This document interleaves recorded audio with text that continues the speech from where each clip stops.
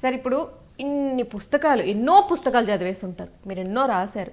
అంటే ఈ మధ్య చూడండి, ఇప్పుడు మేము ఒక కథ రాయాలి అని అంటే మాకు స్పెసిఫిక్గా ఒక ప్లేస్ కావాలి, అక్కడ అయితే అంటే చాలా మంది చెప్తా ఉంటారు ప్రశాంతంగా ఉండాలి, ఎక్కడ జనాలు ఉండకూడదని. మీకు అలాంటి ప్లేస్ ఏమైనా ఉందా? నేను నాటకాలు రాయడం మొదలెట్టింది ఇరానీ హోటల్.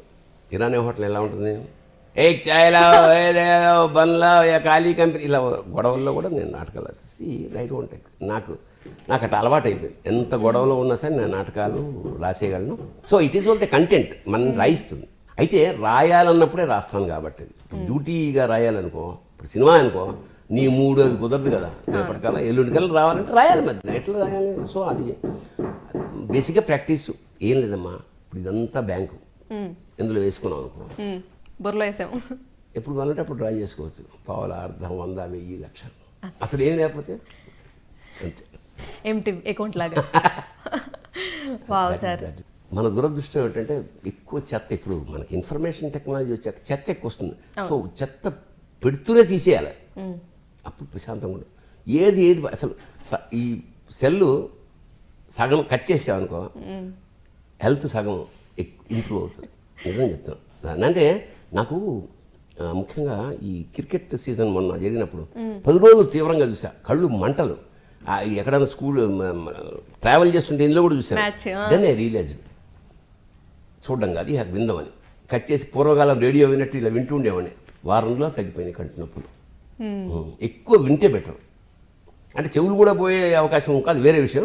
అసలు ప్రస్తుతానికి కళ్ళు కాపాడుకుని కొంచెం చెవుకి పని చెప్దాం, తర్వాత చెవులు కూడా కొద్దిగా స్ట్రెయిన్ తక్కువ కదా. ప్రపంచంలో ఒకటే సూత్రం అమ్మా బాగుండాలంటే, అతి సర్వత్ర వర్జేత్. ఏదైనా సరే అతి స్నేహం, అతి ద్వేషం, అతి స్నేహం కూడా మంచిది కాదు. ఎందుకు మంచిది కాదంటే, అదేంటి మంచి గొప్ప స్నేహితుడు పొరపాటున మనకు తెలియకుండా వేరే ఏదన్నా సినిమాకి నన్ను వదిలి వెళ్ళాడా అని ఏడ్చేస్తుంటాడు. అతి స్నేహం, అతి ద్వేషం కూడా ఎందుకు? రావణాసుడు రాముని తెలుసుకున్న నాళ్ళు సీత కూడా తెలుసుకోలే.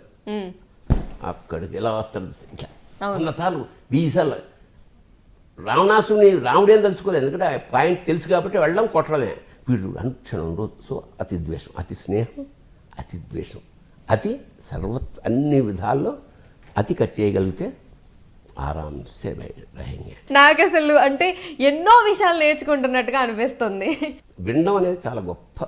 మనకు లేనిది అదే దౌర్భాగ్యం ఏంటంటే మనం ఎక్కువ చెప్పడానికి ప్రయత్నం చేస్తాం. అందుకనే పెద్ద చెవులు ఉన్నాయి వినాయకుడికి, దాని అర్థం ఎక్కువ వినమని. చిన్న కళ్ళు ఉన్నాయి తక్కువ చూడమని. పెద్ద పొట్ట ఉంది, మంచి చెడ్డ అన్నీ ఈ ఏడాది వచ్చినవన్నీ ఆరాయం చేసుకోమని. Thank you sir, thank you so much. ఇంకా ఆఖరణ, నాకు మీ అందరికి తెలిసిందే ఆటగదర శివ నాకైతే చాలా ఇష్టం. అది అన్ని చోట్ల ఉంది. కొత్తగా రాసిన ఎంత ఒంటరివాడనయ్యా శివ, నేనెంత ఒంటరివాడనయ్యా శివ,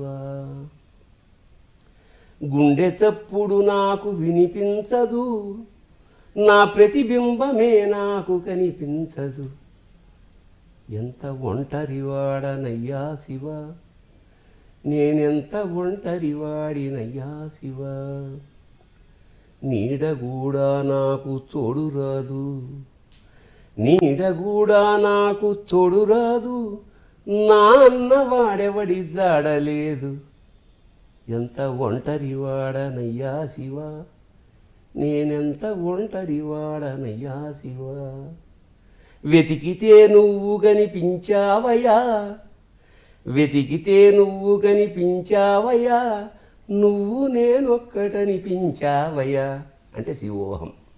పేరెంట్స్, సాక్షి ప్రేక్షకులందరికీ ఆంగ్ల సంవత్సరం 2024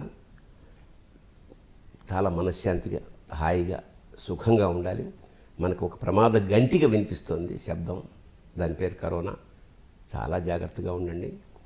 కాకపోతే గత అనుభవం దృష్ట్యా ఇదంత సీరియస్ కాదని అంటున్నారు. తదాస్తు. శుభం భూయాత్. శివోహం. Thank you sir, thank you so much.